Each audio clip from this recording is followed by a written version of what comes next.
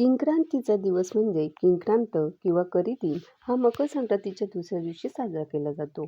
महाराष्ट्रात आणि काही इतर भागात हा दिवस विशेष परंपरांनी ओळखला जातो.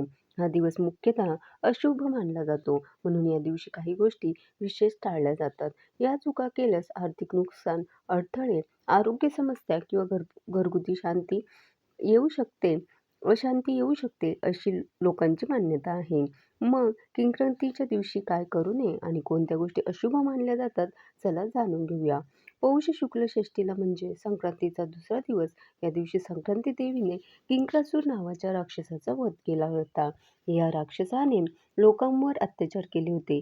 देवीने त्याचा संहार करून प्रजेला मुक्त केलं. म्हणून या दिवसाला किंक्रांत किंवा किंक्राचा अंत असं नाव पडलं. पण राक्षस वध झाल्यामुळे हा दिवस अशुभ किंवा करिदिन मानला गेला. पंचांगातही हा दिवस शुभ कार्यासाठी वर्ज्य दाखवला जातो. आता किंक्रांतीच्या दिवशी काय करू नये, ज्या चुका आपल्याला महागात पडू शकतात.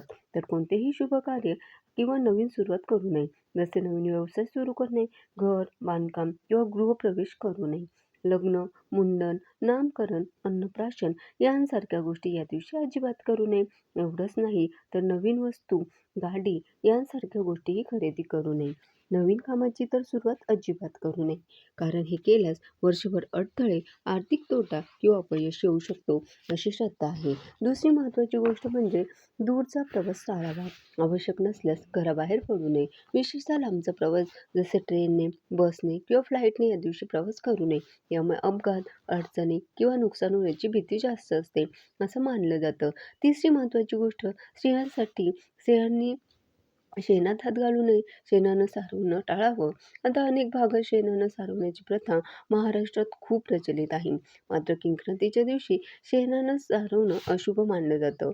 चौथी महत्त्वाची गोष्ट सुद्धा स्त्रियांसाठीच आहे, ती म्हणजे मोकळे केस सोडून काम करू नये. या दिवशी केर काढणं, घर साफ करणं किंवा इतर कामं करताना वेणी, फणी किंवा केस बांधणं आवश्यक आहे.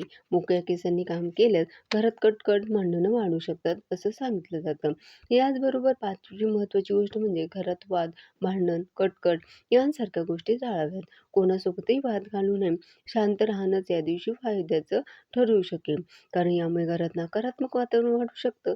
सहावी महत्त्वाची गोष्ट म्हणजे नवीन कपडे घालणं किंवा मोठी खरेदी करणं टाळावं. जसं संक्रांतीप्रमाणे या दिवशी तिळगुळ वाटणं टाळावं. स्वयंपाकघरात कापणी यांसारख्या गोष्टी अनेक भागात कमी केल्या जातात. आता किंक्रांतीच्या दिवशी विशेष शुभ प्रथा कोणत्या? या दिवशी काय करावं? तर घरात देवीची पूजा करावी, गोड नैवेद्य दाखवावा.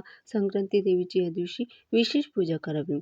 आता संक्रांतीच्या आदल्या दिवशी भोगीची भाजी खाल्ली जाते. आता भोगीला बनवलेली शिळी भाकरी किंक्रांतीच्या दिवशी राखून ठेवणं आणि ती खाण्याची प्रथा या दिवशी आहे. याचबरोबर बेसनाचे धिरडे बनवून या दिवशी खाल्ले जातात. ही महाराष्ट्रातील एक लोकप्रिय कथा आहे. एवढंच नाही तर कोणताही केर काढण्यापूर्वी आपण वेणी घालावी. सकाळी केस बांधूनच घर साफ करावं. विवाहित स्त्रियांमध्ये हळदी कुंकवाचा समारंभ या दिवशी आपण करू शकता. शिवाय काही कुटुंबात करिदिनानिमित्त लहान मुलांना बोरनाण घालण्याची प्रथाही आहे. या दिवशी लहान मुलांचं बोरनाण केलं जातं. यामध्ये बोर, ऊस, तीळ, भुईमूग इत्यादी गोष्टींचा वर्षाव वारंवार केला जातो. हे शुभ मानलं जातं. त्याचबरोबर या दिवशी शांतता राखावी आणि नामस्मरण करावं. देवाची पूजा करावी. त्याचबरोबर देवाचं नामस्मरण करत राहावं. प्रत्येक गावात आपापल्या परंपरेनुसार बदल असू शकतात. आपापल्या प्रथेनुसार करिदिन साजरा करावा. आजकाल बरेच जण हे नियम काटेकोरपणे पाळत नाही, पण पारंपरिक कुटुंबातही अजूनही या गोष्टींचं महत्त्व तितकंच आहे. धन्यवाद.